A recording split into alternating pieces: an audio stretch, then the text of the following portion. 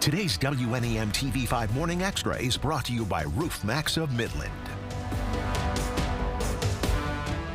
Thanks so much for joining us live for TV5 Morning Extra. I'm Christine Winter. And I'm Lauren Piesco. First Alert meteorologist Matthew Mondro is tracking the latest with breezy conditions in our forecast.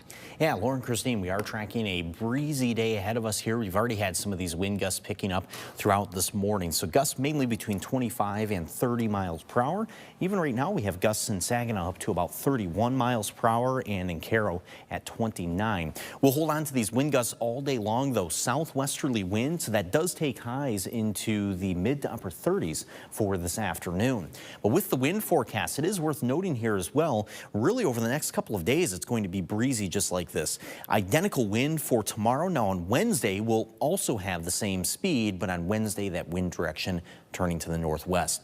First Alert Pinpoint Doppler shows those snow showers that were in the northern thumb now leaving here. So at this point, we're dry for the rest of the daytime, just more of a partly to mostly cloudy sky. So while the morning bus stops here cool and breezy, the afternoon bus stops, these will be pretty quiet with those temps into the mid to upper 30s. We even could see a couple of peaks of sun later on today as students are heading back home from school. But we do have some damp weather in the forecast tomorrow.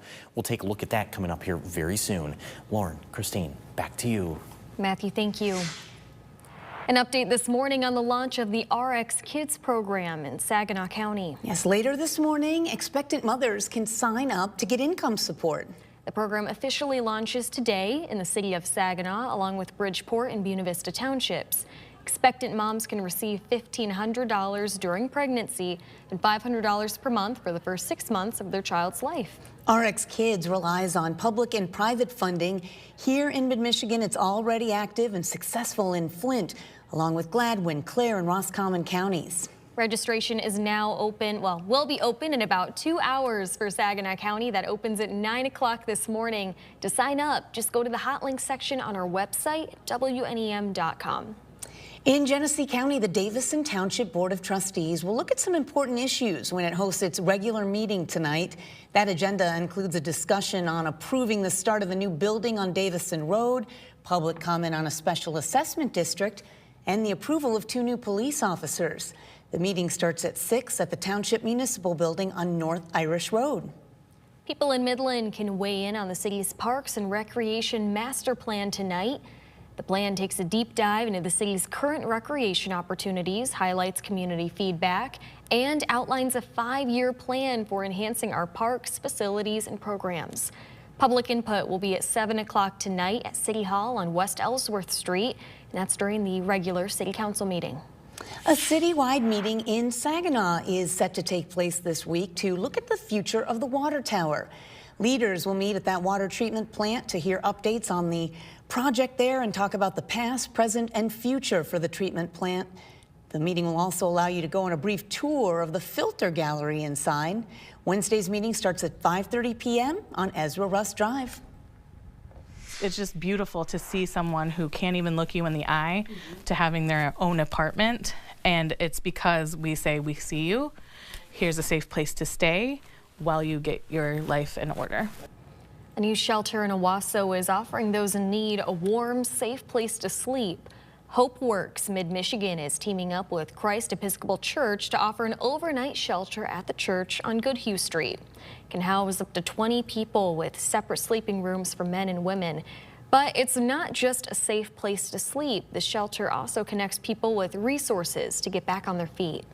The 1st of October, we've had 15 people that have reached out because they were literally homeless. 15 people is a fair number when you look at the size of the community. Rural communities have high rates of homelessness compared to their population much of the time, but we don't see it because those folks know where to hide and lie low, so they're not as in the forefront.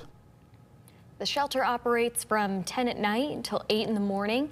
If you or someone you know is in need of a warm place to stay, you can find the link to reserve a bed on the hot links section of our website. Go to WNEM.com. All right, staying in Shiawassee County, people living in Owasso can now receive help with home improvements.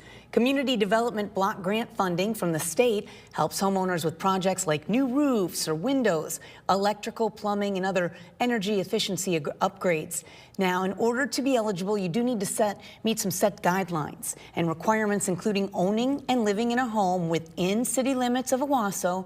You have to have lived there for at least a year and also meet some income requirements. You can visit the building department at City Hall on West Main Street for more information. Happening today, a workshop in Flint to help students fill out the free application for federal student aid, or FAFSA, for college. Only a few devices will be there for students to use. Make sure you bring your own laptop or iPad. This workshop is at the GISD Irwin Davis Education Center, Entrance 3 on Maple Road in Flint. And that's tonight from 5:30 to 7:30. Registration is required beforehand. You can find that link in the hot link section on our website at WNEM.com. TV5 News Time now is turning 7:09. You are watching TV5 Morning Extra. We're going to take a quick break coming up. U of M's Board of Regents set to vote on the university's new president. When we come back, what we're learning about the reported choice. And remember, if you are watching on YouTube or Facebook right now, or maybe catching clips on Instagram, like, follow, and comment on the stories that mean most to you. Matthew will have a check of your first alert forecast when we return.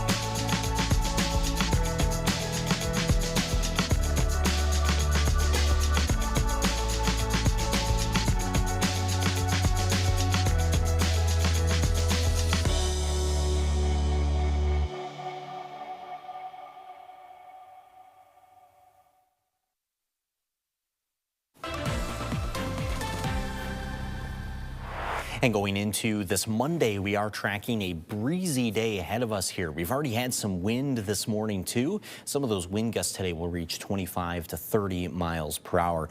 This morning, we've seen this a little bit in Birch Run with the I-75 camera there. You can see the camera actually shaking around just a little bit because of that wind. It's pretty much just a sign of what's going to continue for today. Even right now, Saginaw is still reporting gusts of about 31 miles per hour and then 29 miles per hour in Caro. We will have those gusts today, again, peaking at around 30 miles per hour southwesterly, so that does help to bring highs into the mid to upper 30s today. We actually do have some 40s on the way tomorrow, but then after that, we'll start to see some cool weather settling in for the extended forecast. So there is a pattern change ahead of us. That actually starts on Wednesday this week. So a couple of takeaways here for the week. First, tomorrow, we do have some damp weather in the forecast, both some rain and snow showers moving through. And then on Wednesday, that's where things will start to get colder. And then from there, we will stay cold and even more snow showers in the forecast, especially heading towards the weekend. Now, those snow showers that were in the northern thumb this morning have already left. At this point, we'll just be holding on to dry weather for the rest of the day. Partly to mostly cloudy. We will have clouds returning tonight, though, overcast for tonight. And then tomorrow morning, that's where we start to see the beginning of both of these rain and snow showers. This is at about 7 in the morning tomorrow. We do have some of these snow showers near Rose City and Houghton Lake. Eventually some rain mixing in from the south, places like Ithaca, Chesaning, and Owasso. I do think areas up to the north, like Whittemore or West Branch, could even see a little bit of rain tomorrow morning, too. By the afternoon, a little bit quieter than the morning, but eventually some lake effect will take over. So by tomorrow night especially, and as we go into Wednesday, the lake effect will be here, and these snow showers will be staying as we go through the day on Wednesday. More so scattered on Wednesday, but still those those snow showers holding on for Wednesday because of the wind. First Alert 7-day forecast here does show a high of about 34 on Wednesday, but again, that's at the start of the day on Wednesday, right at sunrise. So from there, we only get colder throughout the day. In fact, Wednesday afternoon, we'll have temps falling down into the 20s. From there, the 20s are going to continue in the forecast. Thursday, in particular, should be the coldest day of this work week. 21 for the high. We have 26 on Friday. More 20s for the upcoming weekend. Potentially another system moving through this upcoming weekend, too, that could bring some more snow showers with it. So overall, looking more wintry in the forecast, especially during the second half of that 7-day forecast. So Lauren, Christine, after Wednesday, we'll really start to see the forecast cooling off again. All right, Matthew, thank you. The University of Michigan is reportedly selecting its 16th president. The Detroit Free Press reports the university is set to hire Syracuse University's chancellor, Kent Syverud. If hired, he would replace Domenico Grasso, who's been serving as interim president since Santa Ono stepped down in May of last year. The school's Board of Regents meets today at 1 o'clock. That meeting will be live streamed. If you'd like to tune in, make sure you stay with TV5 for updates. All right, the world will be watching Michigan as the Detroit Auto Show rolls into the former Cobo Center, now known as Huntington Place. Some of the newest models from the world's top automakers will be on display there, as well as new tech demonstrations, an exhibit of modified cars, plus a 5K race. The Detroit Auto Show opens to the public this coming Saturday and runs through Sunday, January 25th. Adult tickets are $25, $15 for seniors.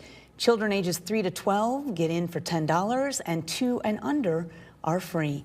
And Matthew, you'd be able to tell us all about that. Oh, yeah. What I'm seeing now, it looks great, but I know there's all sorts of things behind it, technology and upgrades. Yeah, it's I've been to the auto show in Detroit many times in my life. So having grown up in Metro Detroit, and my parents worked for Ford, we always would go. Big treat. Yeah, super cool to see. So very exciting for sure. Yes. Now in your First Alert forecast here, we do have a breezy day ahead of us. In fact, the next couple of days actually should be breezy. Wind gusts up to about 30 miles per hour through Wednesday. Wednesday, though, again, that kickoff for where we start to see colder weather returning to mid-Michigan, even though this morning it is cold too, but we'll be back to the 20s, a little bit more typical January weather starting around Wednesday. All right.